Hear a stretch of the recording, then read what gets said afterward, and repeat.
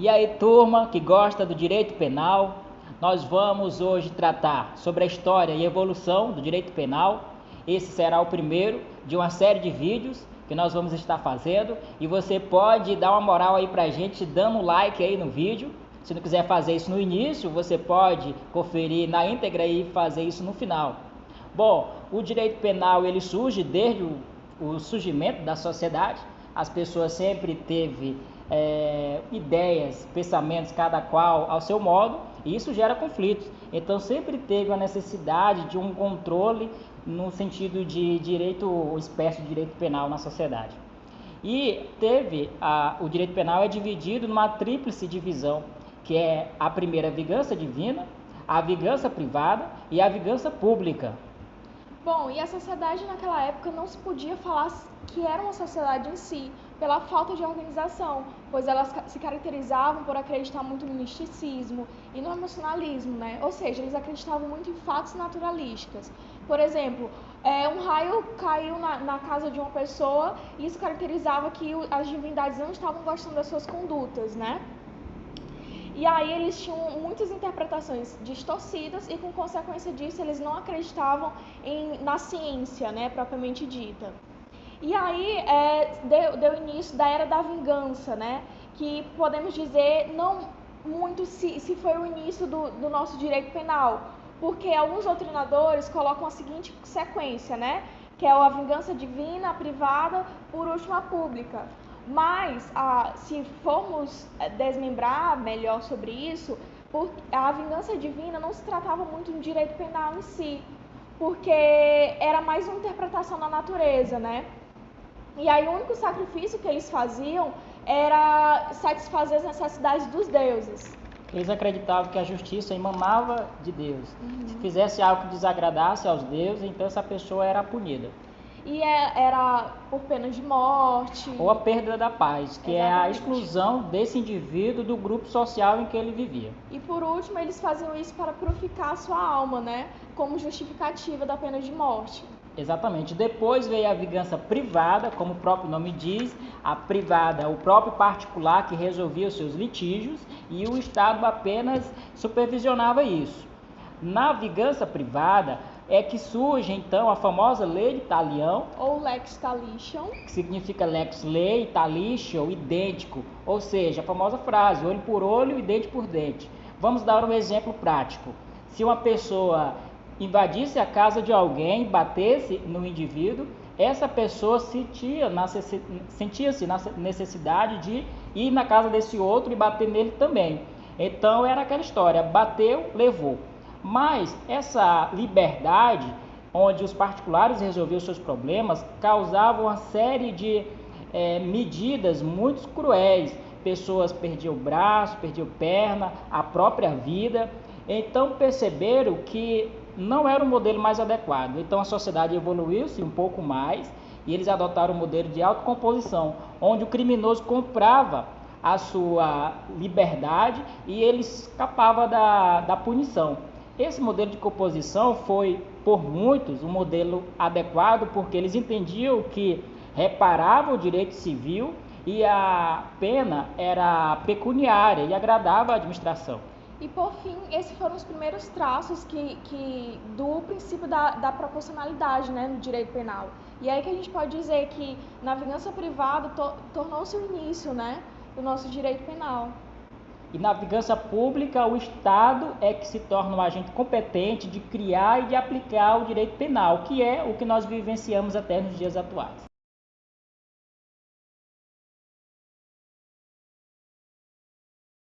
De início, em Roma, a religião e o direito estavam intimamente ligados. O pátria família consistia no poder de exercitar seus direitos de vida e de morte de seus dependentes, inclusive mulheres e escravos. Com a chegada da República Romana, ocorreu uma ruptura e um desmembramento destes dois alicerces. A vingança privada foi abolida, passando ao Estado o magistério penal. Os romanos contribuíram para a evolução do direito penal, fazendo a distinção de crimes, do propósito, do acaso, do erro, da culpa leve, do dolo simples, do dolo mau, além do fim da correção da pena. Agora falando um pouco sobre o direito alemão, o direito alemão era visto como uma ordem da paz. Desta forma, o crime seria a quebra, a ruptura com este Estado. Inicialmente, eram utilizadas vingança e a composição, porém, com a invasão de Roma, o poder estatal foi consideravelmente aumentado, desaparecendo a vingança.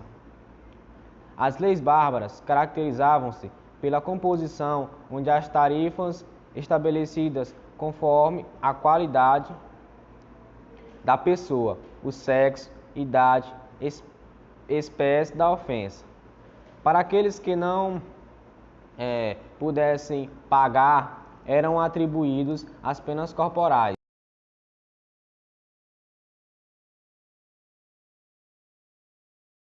Direito penal canônico, que é a normativa das leis da Igreja, é o código que rege a Igreja. A Igreja, quanto instituição, ela tem leis a ser seguida.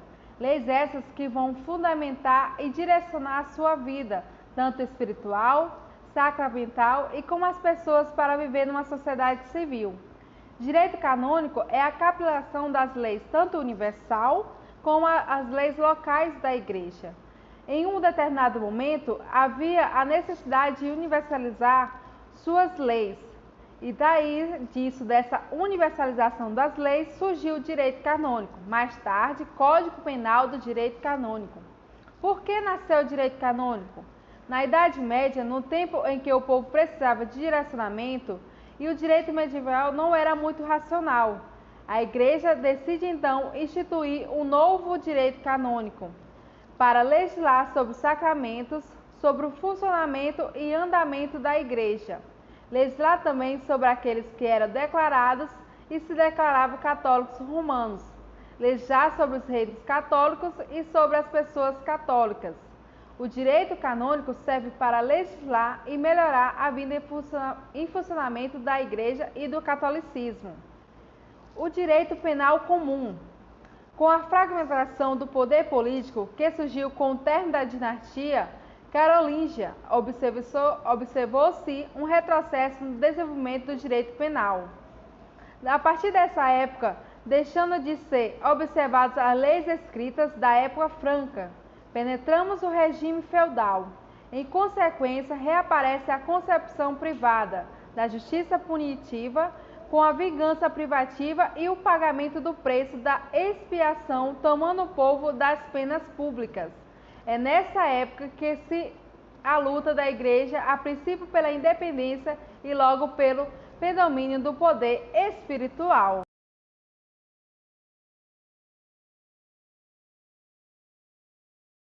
Outros dois períodos importantes foi o período humanitário e o movimento codificador. O que foi isso? O período humanitário, ele se deu entre o século XVIII e o século XIX, onde pensadores começaram a criticar o modelo de justiça penal praticado naquela época. Entre eles podemos citar os famosíssimos Voltaire, Montesquieu e o próprio Rousseau.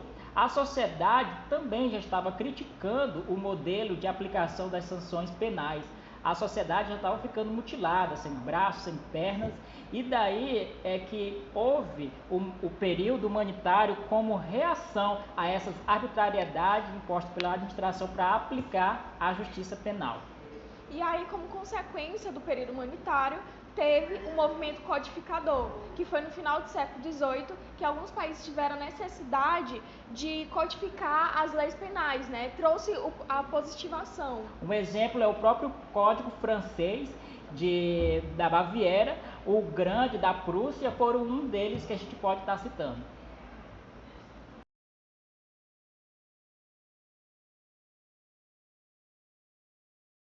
Evolução epistemológica do direito penal em sua primeira fase, onde nós vamos abordar a escola clássica e a escola positiva.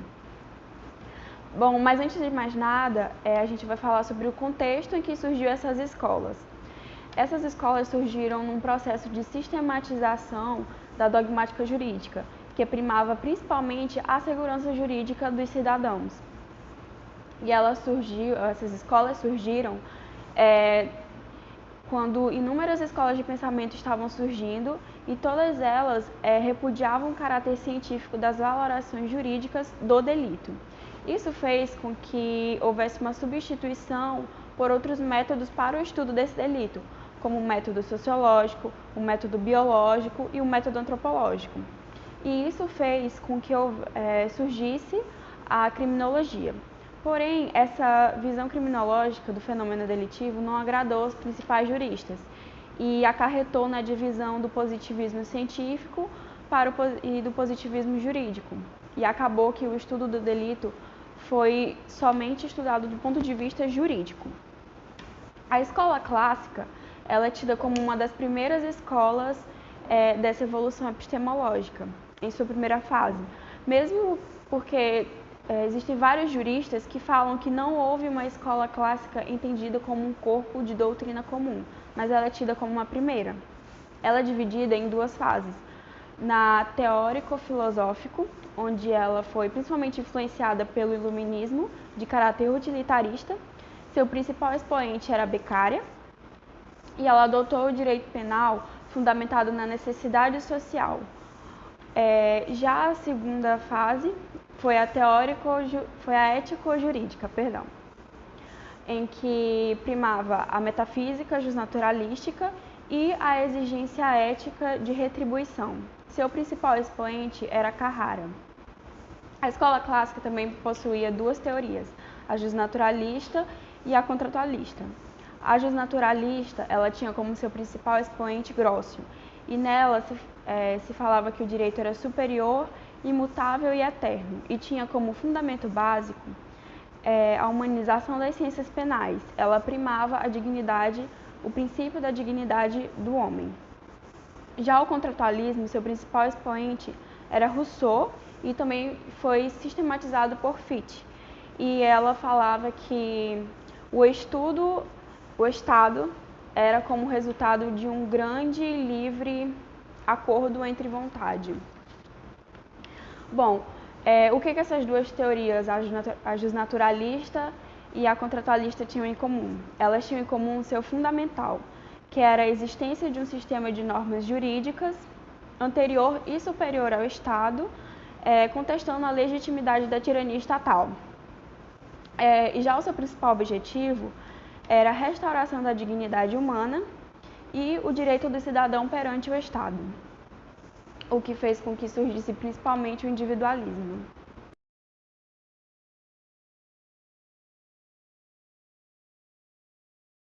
Escola positiva. Esta terminologia nos remete aos ideais de positivismo. Positivismo de Augusto Comte e Stuart Mill, porém com algumas divergências. Na fase inicial da escola positiva, não nos deparamos, como por exemplo, com o positivismo jurídico. Há apenas o positivismo natural, ou aquele melhor chamado de positivismo científico, aquele que considera como ciência apenas as ciências naturais, ou seja, a química, a física, a biologia, a matemática, dentre outras áreas. Em contrapartida, são essas constituídas por leis universais, ou seja, a fórmula da água sempre será a fórmula da água, não é efêmera. É nesse momento que surgem as fases antropológicas, e são constituídas de 3 fases. A primeira é a fase antropológica, representada por César Lombroso. Lombroso foi um estudante nato do delinquente, do posicionamento do delinquente, ou seja, ele era médico e vivia em um momento em que saía lá da escola clássica, daqueles ideais de iluminismo, de Revolução Francesa. E Lombroso se preocupou com o aspecto biológico do delinquente, achando ele que a sua maior influência é aquela ideia de criminoso nato. E é nesse momento que surge a segunda fase, a fase sociológica, que tem como seu principal expoente o nosso colega e grande saudosista, que eu considero como o que implementa a sociologia criminal. Eu teria dito que Lombroso teve uma forte contraposição a essa escola que surge nesse momento com Ferri. Ferri vem implementar as ideias biológicas de Lombroso e aproveita ainda que aquela concepção de sociedade influi diretamente na saturação do delinquente, ou seja, o comportamento da sociedade aliado ao aspecto biológico. E hoje surge nesse momento a terceira fase, a fase jurídica, que tem como seu principal representante Garófalo. Garófalo, além de um ideal da criminologia, ele era senador e esse foi o principal aspecto que fez com que a escola positiva se normatizasse, ou seja, ele colocou as suas ideias em plano prático, ou seja, normatizou em leis. Ele era a favor da pena de morte, para ele não existia aquela concepção de que o delinquente é recuperável. E é nesse sentido que nós encerramos esse ciclo sintético da escola positiva.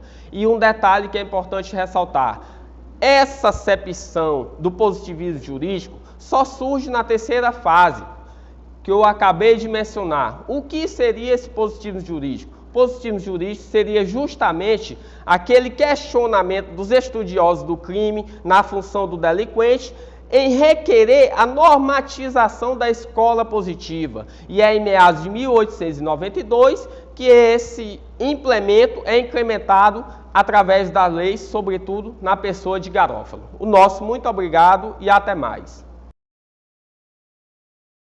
Queridos internautas, esse foi o nosso vídeo sobre a história e evolução do direito penal. Para nos ajudar, basta só dar um like. Obrigado pela atenção de todos e até a próxima!